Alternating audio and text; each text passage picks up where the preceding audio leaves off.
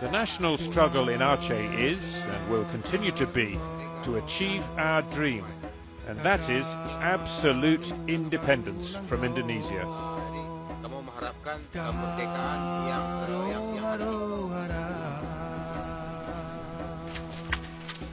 I was taken to their camp along the coast. The Indonesian government claims that the rebels fight extortion, theft and ransom. But despite the government's warnings to aid agencies, the GAM have never been known to kidnap foreigners. We passed through Platinum villages where the rebels' families had lived. They've been among the tens of thousands who perished in Aceh on Boxing Day. The commander told me the tsunami killed none of his men because they'd been in the safety of the hills. As a force, the GAM may be undiminished by the disaster, but without the villagers, they'd lost their main source of supplies. We reached the GAM.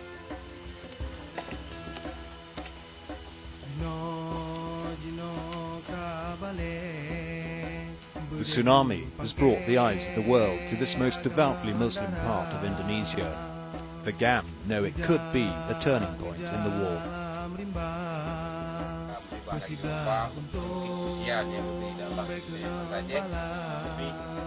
Perhaps the tsunami will be a test for our struggle, but the nation of Aceh will see this as a lesson, and we will continue to carry on with our dream for complete independence.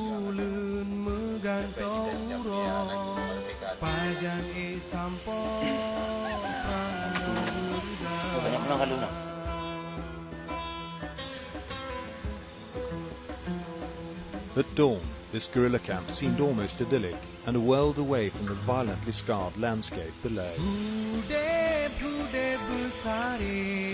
In a place also scarred by violent conflict, the government, the UN and the rebels have all now promised to push for an end to decades of bloodshed.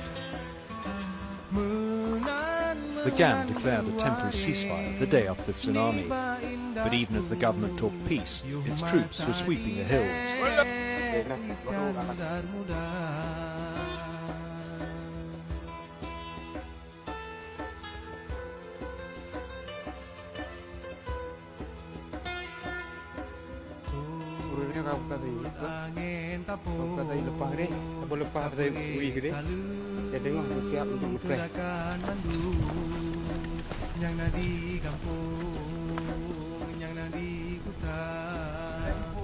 Suddenly the commander realized they weren't enemy forces at all, but his own men. They'd been escorting some villagers to a refugee camp. He was furious that they were returning later than ordered, and that they hadn't called him to say when they were arriving. What he didn't know was that their mobile phone batteries had run out.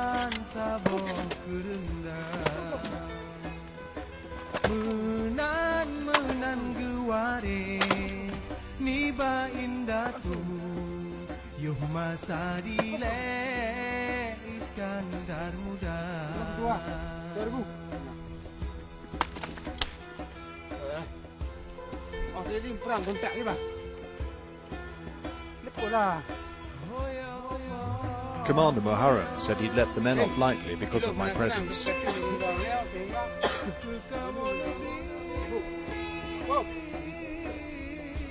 Whoa! Back at the camp, his mobile phone was a constant interruption. Some calls were to coordinate body collections, others to fix aid deliveries to locals and food for his force.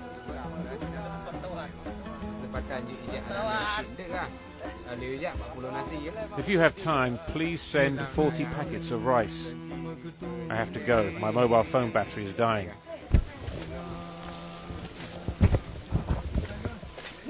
The proposed ceasefire would benefit GAM, not the Indonesian army. On the run for 2 years, the rebels need to regroup. They know the government's unlikely to allow that.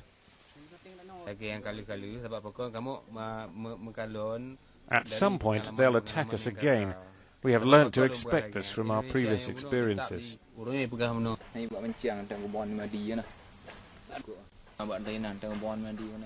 In the face of this lack of trust, the men were readying themselves for battle. It may be peace, or it may be war, but we will still mobilize our forces to face the possibility of a bigger war. We are hoping this will be the last war for Aceh.